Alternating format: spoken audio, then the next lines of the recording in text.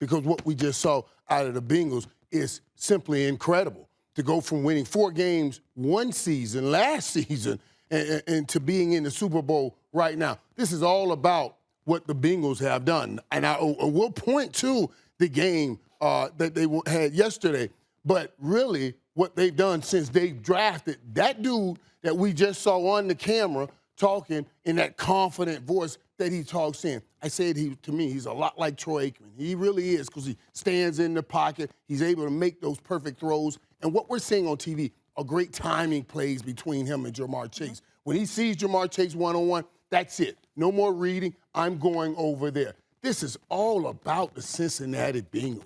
This is an incredible run, Molly. Yeah, an incredible run to be right here, right now, playing that game.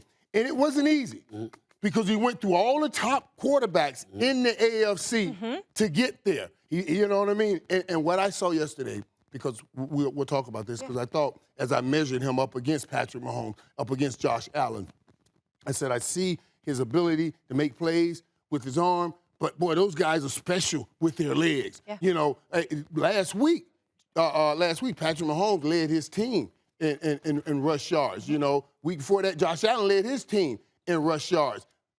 But I've never seen Joe Burrow do that. But I saw him do some sneaky great things and escapability that I says put him right where he needs to be in the room. This is all about the Cincinnati Bengals. They made the plays when they needed to make the plays. And they on that big third down, out of that hole, clawed out of that hole. 21-3. And it was similar. This was similar to the last game. As a matter of fact, that's what I felt watching it. Yeah. Big run in the first half, and Cincinnati coming back in the second half. Do not, Stephen A., and do not, country out here, take this away from Cincinnati. You have earned this. So don't listen to these people that tries to take this away from you, Cincinnati. Well, I think the thing that's very, very amazing, that I find utterly amazing, to be quite honest with you, is that I never played the game of football, never wanted to play the game of football. I damn sure wanted to watch. I didn't want to play. I never want to play football. I know why. Okay? You couldn't take getting hit. No, not with my legs. No. I can't do that. But I will tell you this. It's just amazing to me that I never played. I'm not a 3-time Super Bowl champion. I'm not a Hall of Famer.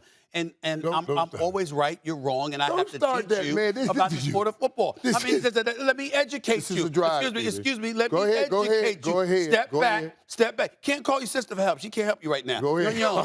You got to listen to me, okay? You got to listen to me here, all right? Let me turn this off, because she'll call me. Talk about, what is he talking about? She'll call you. Exactly. She can't help you right now. She can't help you right now. Here's the deal. Major props to Cincinnati. No doubt about it. I'm actually the prophet right now. Who's the person that said Marvin Lewis had to go? You got 16 years on the job. 7 playoff appearances, not a single playoff game. The city of Cincinnati was getting on me. I said, excuse me, you get shot. I'm not trying to say he can't be a head coach somewhere else, but he's had his time. You need a new voice. Zach Taylor and his staff comes up in there. In 3 years, they got you in the Super Bowl. 2 years after they drafted Joe Burrow. You just can't say enough. Jamar Chase is an absolute stud. We get all that. T. Higgins had a big game yesterday. I get all that. Had 100 receiving yards, 6 receptions, 103 to be exact. I get all of that. But this is clearly about the Kansas City Chiefs collapse. There is no doubt about it. Who had the 21-3 lead? Kansas City. Who was up 18 points? Kansas City. Who looked like they were about to blow the doors off of the Cincinnati Bengals? Kansas City. Right. Who had the ball? Who was in position to go up to 28-3 and couldn't get it done? Right. Kansas City. Right. Who spent the last 2 quarters plus overtime scoring a grand total of 3 points? Boy. Kansas City. And by the way, that's with Tyreek Hill. That's with Travis Kelce. That's with Patrick Mahomes. That's with Andy Reid. If Eric Bieniemy had a hard time getting a job all of these years, it didn't get any easier yesterday. The second half and overtime of an AFC Championship game with those multitude of weapons. I didn't even bring up Pringle. I didn't bring up Clyde Edwards-Helaire. I didn't bring up the other weapons that they have on top of the elite weapons that you had at your disposal. And all you could muster is 3 points. And by the way, you got the ball in overtime. It's not like Patrick Mahomes was sitting on the sideline in overtime and didn't touch the ball. He actually got the ball. But Hendrickson, Hubbard, and those boys got in him. And as a result of that, and Hill, the interceptions and all that, as a result of that, Kansas City's offense was offensive. They were nowhere to be found when it really, really counted. And as a result, they home. But you it's that act simple. as if they was awful by choice. No, they were awful by force, by the Cincinnati Bengals defense and the style in which they played. They never got behind Patrick Mahomes. They stayed in front. See, this is why you can't argue with me. This is why you are no match for me, Playmaker. What are you saying? If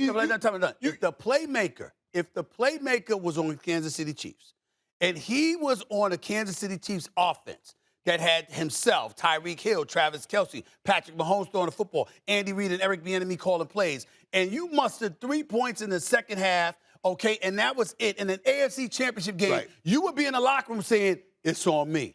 Major props to them. I give them credit, but it's on me. We should have won this game. That's what you would be saying. Athlete, and I should be saying that as an athlete, but right here, I'm saying what I saw as an analyst. And you cannot take away from what Cincinnati did. I'm not trying to I'm not saying it's my fault. But okay, I understand what you're saying when you say, hey, you saw how they moved the ball up and down the field. Because I thought, oh, this is going to be a blowout now. Because this is a different situation. Yeah. You're in Kansas City. That's right. If you are at Cincinnati, Arrowhead. you are at Arrowhead. So I'm giving Cincinnati props for coming in another man's jungle and becoming the lion, especially in that jungle in Arrowhead. You got to give them credit for that. Listen, it's not only did they come in and stop Cincinnati, they fought all of that. I'm not taking any credit away from Cincinnati. Cincinnati did a phenomenal job. I think they got a shot to win the Super Bowl. They could beat the Rams. Joe Burrow is a stud. Jamar Chase is a stud. T. Higgins showed up. Mixon showed up. Zach Taylor and his coaching staff have done an outstanding job. They deserve a lot of credit. Major props. Yeah. Cincinnati should be the city, and Cincinnati should be proud. Really, they should. But what I'm saying to you is this. You look at Kansas City. Let's take a macro perspective. And I love Andy Reid. Andy Reid and I go back to when I was writing for the Philadelphia Inquirer. And he was coaching the Philadelphia Eagles all of those years. You've had four AFC Championship games at Arrowhead Stadium. You've lost 2. Thanks for watching ESPN on YouTube. For live streaming sports and premium content, subscribe to ESPN+.